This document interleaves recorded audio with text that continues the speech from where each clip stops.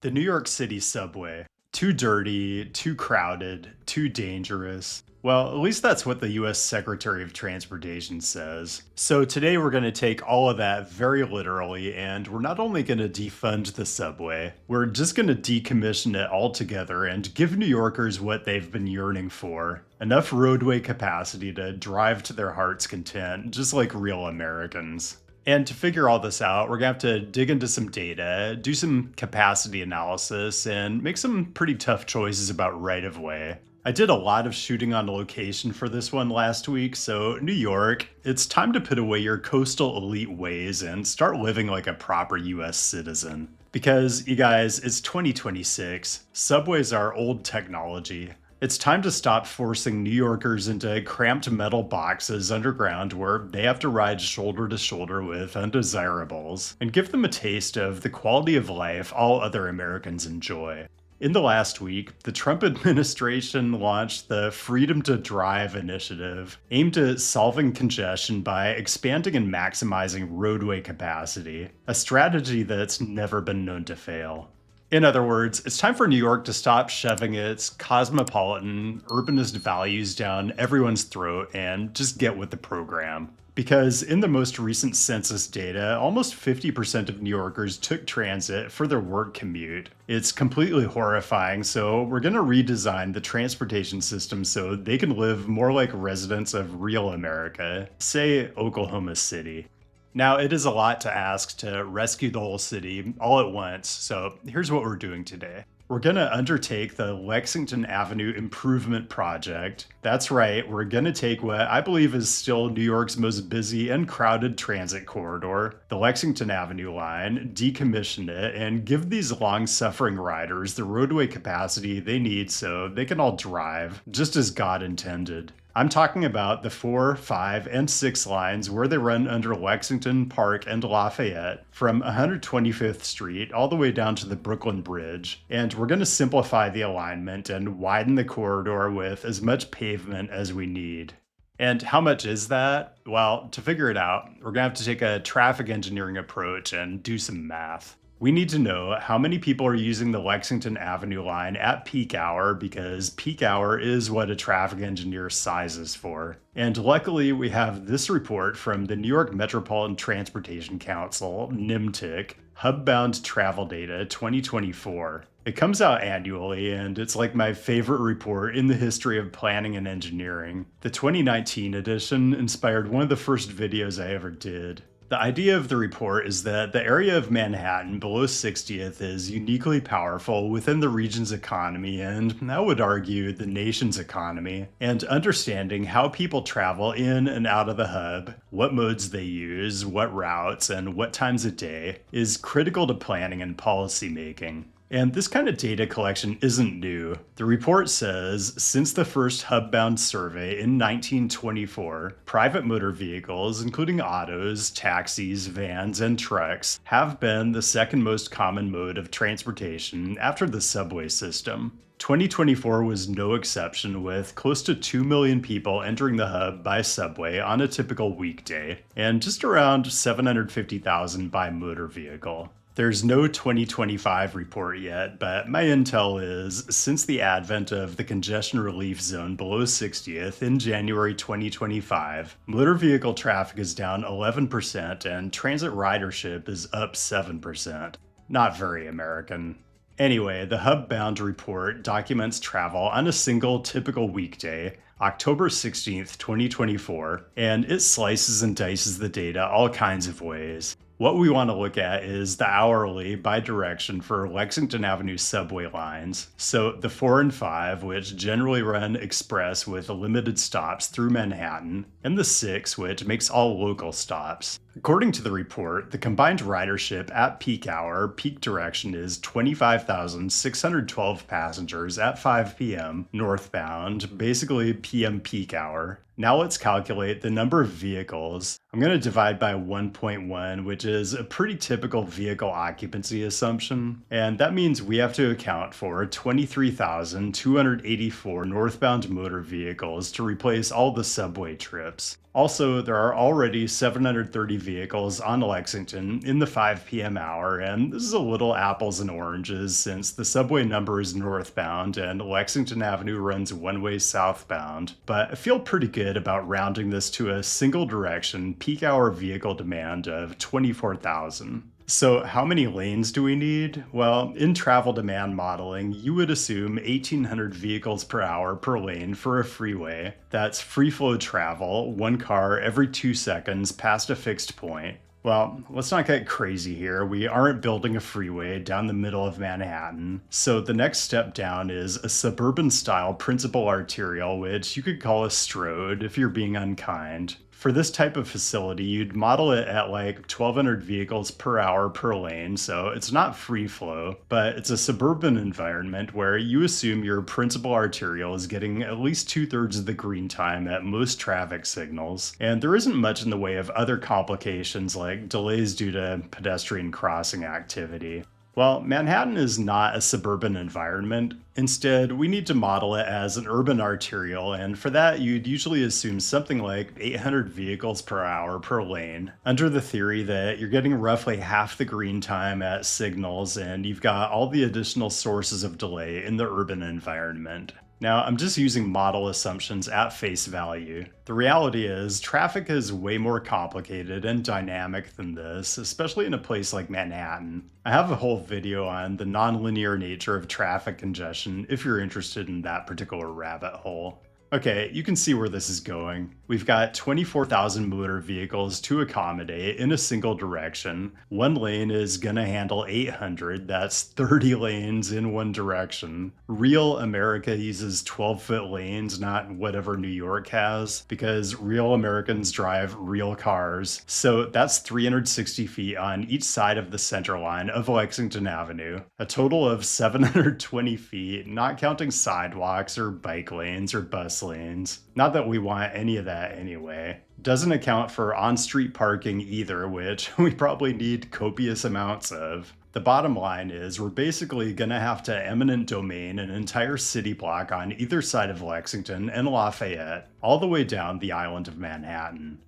So the good news is the long-suffering riders of the Lexington Avenue Line will now be able to enjoy the blissful experience that is driving a car in Manhattan. But the bad news is there's a lot of stuff within a block of the center line we're gonna have to give up. So let's say our final goodbyes as we get ready to bring New York into the 21st century. Let's start with some obvious stuff. City Hall itself, directly in the blast radius, as well as the municipal building. Seems kinda catastrophic to lose the very seat of local government, but on the other hand, by the time we get done here, there isn't gonna be that much of the city left to govern anyway. Also, the court system, pretty overrated in the large scheme of things. I mean, you're gonna spend a lot less time administering justice when there are so many fewer jobs and residents in your city. All this vertical stacking, maybe it seemed like a good idea when the Chrysler building went up 100 years ago, but the world has moved on. Even relatively newer stuff like 601 Lexington, the structural integrity is kind of questionable anyway, so condemning the entire block is just the prudent thing to do. Okay, this next one is tough. A lot of effort went into saving Grand Central Terminal from the wrecking ball in the 1960s, but it's time to accept that there's no longer much demand for fast, frequent, efficient regional rail travel. It's a technology whose time has passed, and what real Americans want is to be stuck behind the wheel of a car for hours on end. The modernization project proposed here doesn't touch the Metro North lines that run under Park Avenue, although those are right at the edge of the eminent domain zone. But just in case you're wondering, those carry around 25,000 passengers in the morning peak hour. Just try not to think too much about how many lanes of traffic that is. Places of religious worship, sadly, not in this corridor's future. Places of secular worship, also gone. Entertainment venues, not really important in the large scheme of things. And there's a lot of housing that just has to go. To be honest, we'll all be better off. All it does is generate traffic. In fact, I saw a few places where they're trying to add even more population density on the corridor. Just stop it. These are already some of the most crowded living conditions anywhere in the US. And if developers would do a little market research, they'd realize that real Americans want a low density suburban lifestyle, not whatever all this is. More good news for New Yorkers. If you reduce population density, then you don't need all this neighborhood commercial. And even better, we're going to take out a department store, which is just a traffic generation nightmare anyway. And the nation's second largest bookstore, you guys just order ebooks. Independent retailers are over.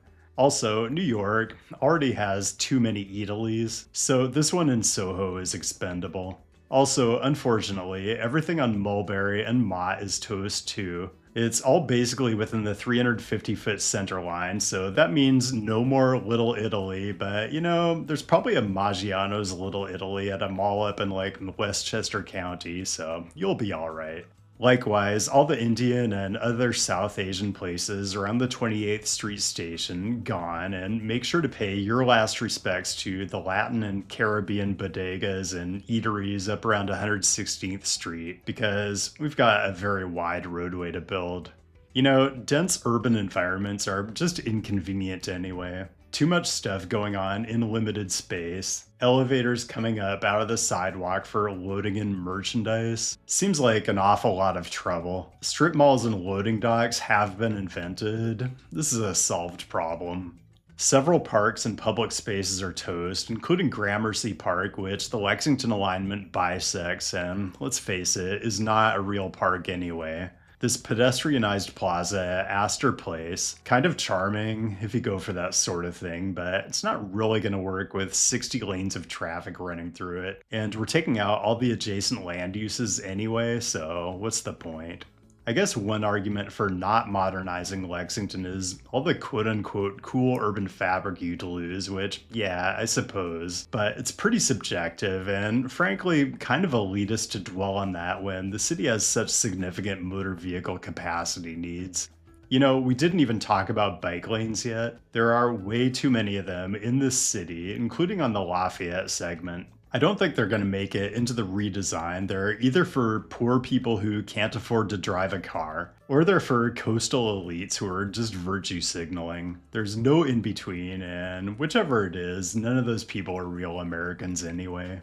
While we're on the topic, let's go down to Union Square where there's just far too much non-driving activity and worse, the climate clock on the south side of 14th Street. It's an art installation that I've been looking at ever since the first time I came to New York in 2000, but in 2020 the clock portion was modified and it now displays the years, days, hours, minutes, and seconds civilization has to effectively limit global warming to 1.5 degrees Celsius above pre-industrial levels, which scientists say is what's needed to limit the most challenging impacts on ecosystems, human health, and well-being. Well, they're going to have to relocate the climate clock because we have like 60 lanes of roadway to build.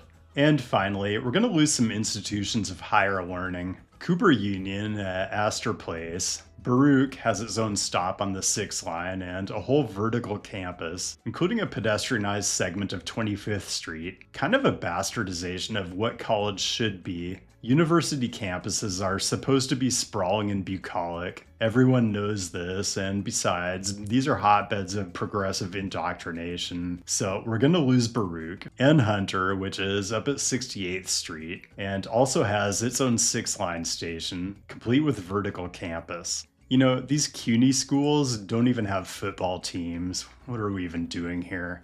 Sad to see all the folks at Hunter out of a job, but big thanks to everyone from the Department of Urban Policy and Planning for bringing me out again this year. I do get amazing turnout in New York, and the faculty, staff, and students at Hunter do a great job pulling everything together. I believe we raised money for a couple more fellowships, we had good conversations with local transportation leaders, and I had a ton of fun walking through an early draft of the video you're watching now.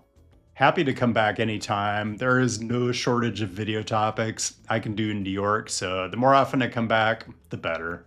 So, real talk. With a population of around 1.7 million and a land area of about 23 square miles, New York County, aka the island of Manhattan, is the most densely populated county in the US by a good margin. But over the course of the average day, that population swells to more than double. So what I haven't even mentioned is if we actually took all the people who take trains into Manhattan and put them in cars instead, we'd need something on the order of like 2 million additional parking spaces. I gotta be honest, as high a transit mode share as Manhattan has, there are still far too many places where parked cars completely disfigure the urban environment. This is about as good as the US gets, but it could still be so much better.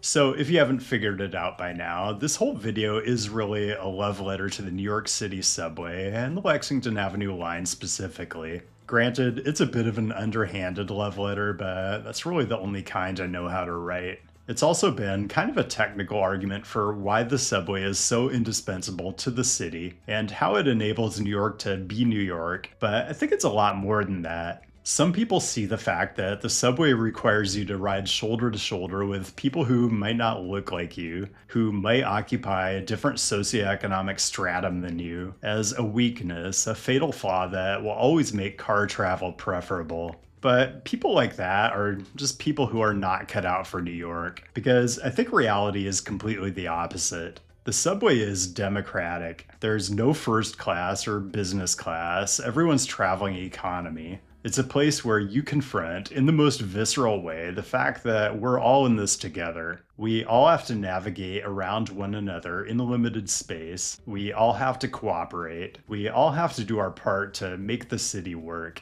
It's what sets New York apart among American cities, and none of it happens without the Lexington Avenue Line.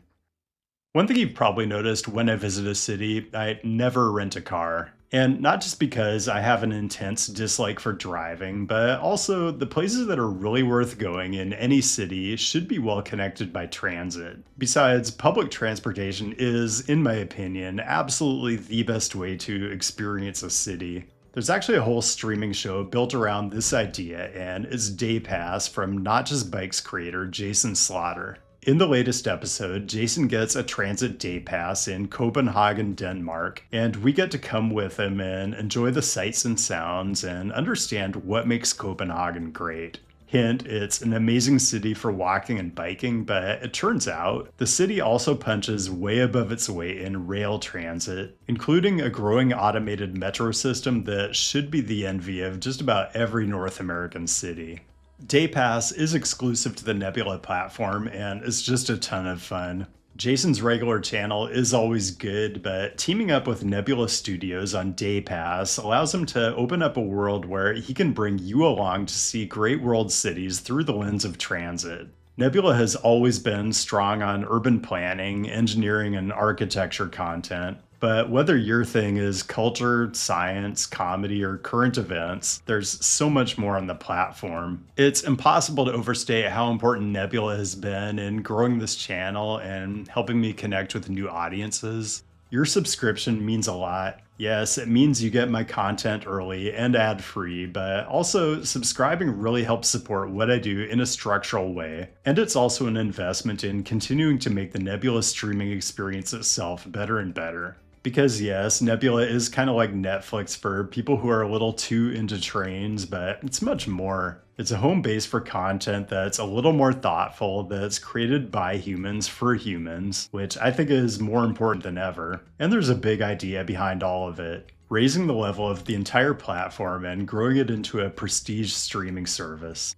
So if you use my custom link down the description or the QR code right here on screen, you're gonna get the best deal. All the Nebula content for 50% off the regular price when you sign up for an annual subscription, or you can do a lifetime subscription. Regular price is currently $500, but with my creator link it's just $300. You pay once and you get Nebula for as long as both you and Nebula exist. Nebula subscribers also get guest passes, one every month or 3 per quarter if you're on annual or lifetime. Once active, guests can binge all the Nebula content they want for a week, and no payment info is required.